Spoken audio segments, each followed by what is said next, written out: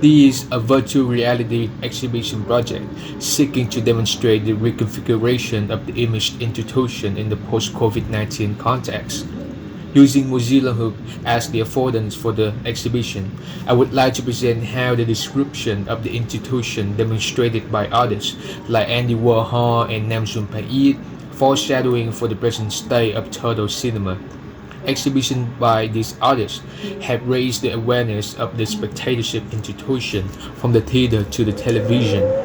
Using virtual reality, I want to demonstrate how total cinema has been normalized, transitioning from entertainment and art to the practices of everyday life.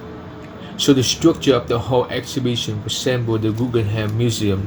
I tried to recreate a scene like in the remaster film, but it would be too heavy for the software to handle. But I will try my best to explain. Next, we are approaching the Andy Warhol Film Factory, the Warhol exhibition that redefines spectatorship. They include the exploding inevitable plastic, Empire, Sleep, Eat, Blowjob, Outer and Inner Space, and Kitchen. This is a recreation of exploding inevitable plastic that I attempted.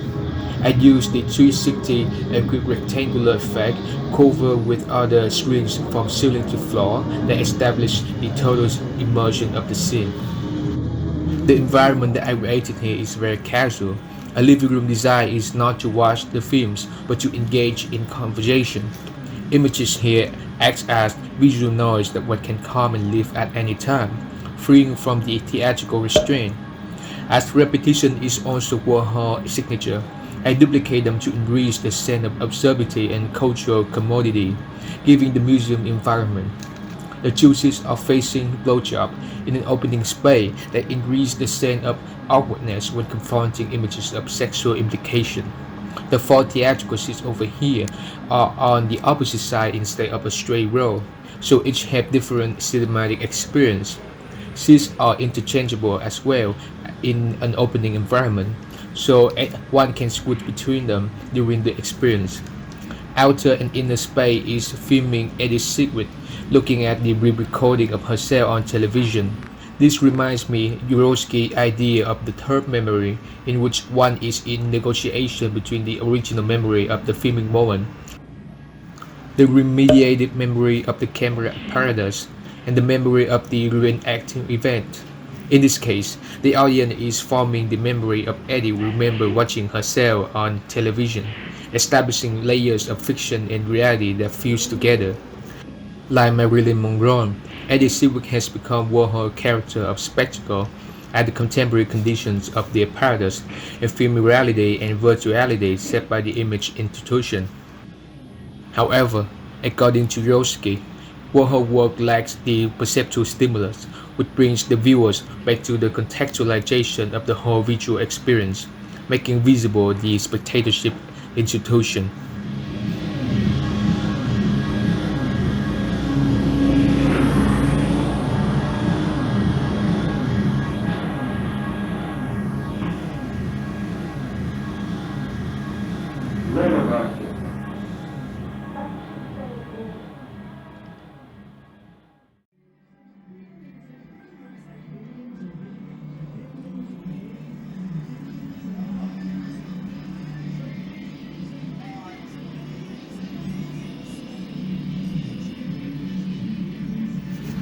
The next exhibition presents Namjoon Pait artworks that reveal the materiality of the medium, like the film strip, television, and electronic signal.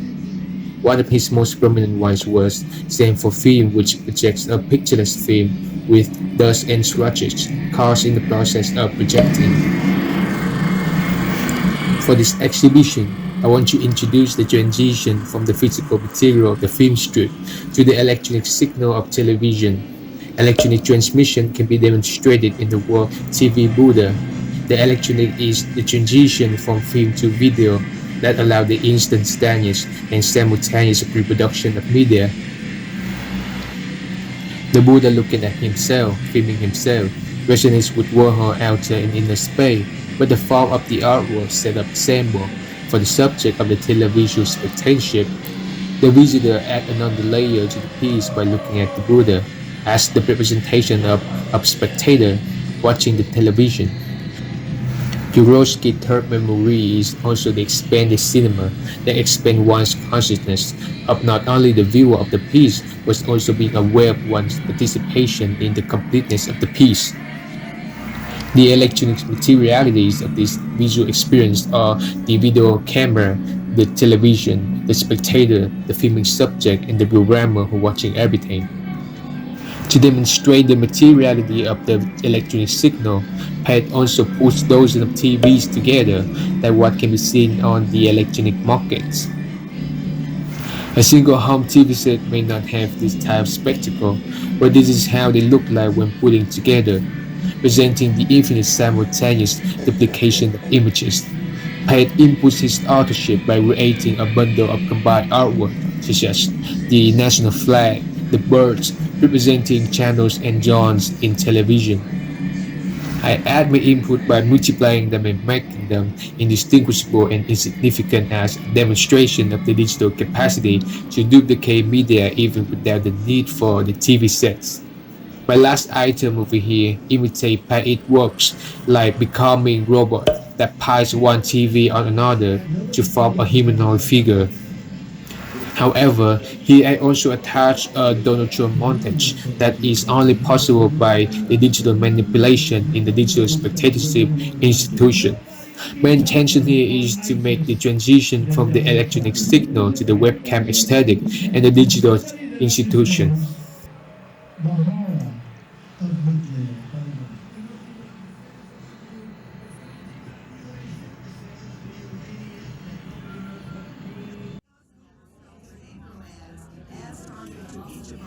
In the age of digital institution, the power of those who control the institution is obscure, since anyone can create images.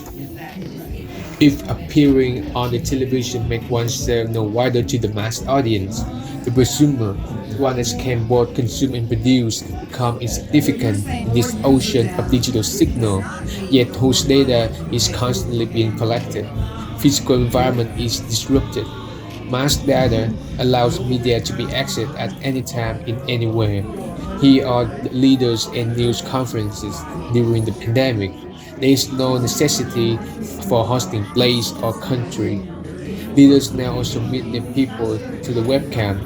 Formal conventions, diplomat, communication are gradually faded. Court and congressional hearings are also remote, like the event of big tech antitrust in 2020. The reality of what is truly happening in the physical world become more and more obscure. Here have academic conferences and the new type of Facebook streaming program. In terms of facility, anyone can broadcast oneself live today with a webcam and a platform. Anyone can produce a program like the way I'm making this small VR exhibition, which simulation is not possible for students before. This is how class was taught during the pandemic. Here's an excerpt of me watching these digital signals. Here's how the flagship entertainment industry is transformed during the pandemic. There are practices such as path online concert, webcam concert, TikTok compilation, machinima concert. The cinema means cinema using computer graphic engine like Travis Scott's Fortnite concert. Here I have a traditional meeting table to reminiscent about the office meeting space as a museum item. And the same thing as the stage over here. After a year of the pandemic, remote activities have become the enduring reality. The physical context is replaced by the new norms of representation, in which space and mobility are infinite. The spectatorship institution is no longer just the theater or the television, but ingrained in the practices of everyday life.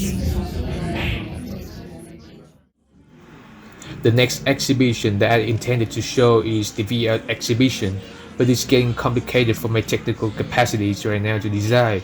But I will present some VR artworks and space as the examples. Virtual reality is the dreamscape of total cinema, in which consciousness becomes the medium itself, according to Chris Mill. Participating in VR, one embodies in a total representation of space. Chris Mill is an experimental filmmaker who works on digital art and VR cinema. In a TED Talk, he demonstrated the arrival of the train moment, but on VR experience, and recorded the audience reaction.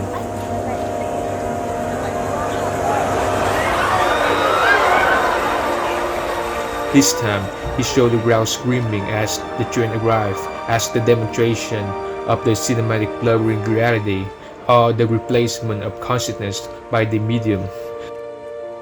The rectangular form of the screen disappears in VR, which is hard for me to demonstrate in a video essay. This form is what Machiavelli conceptualized in the 1944 essay, Total Cinema, essay on the future forms of cinema, as establishing the center belief of a luminous and transparent screen, which may perhaps even be completely immaterial, itself created by a bundle of waves. A device in the age of media convergence has multiple functions and no longer just telecommunication.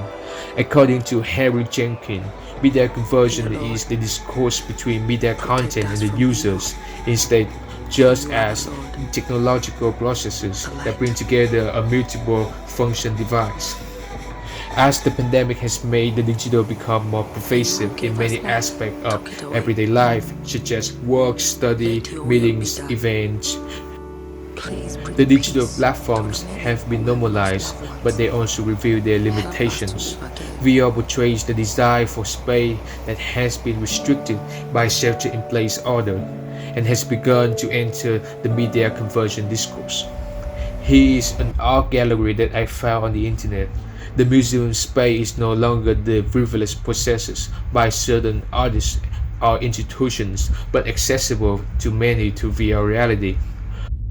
Fucipuski Neri is a VR exhibition created by the Italian artists Konichi Di Quattri and Kenno Esistono, utilizing digital signal to argue against the idea of the frame in the digital age.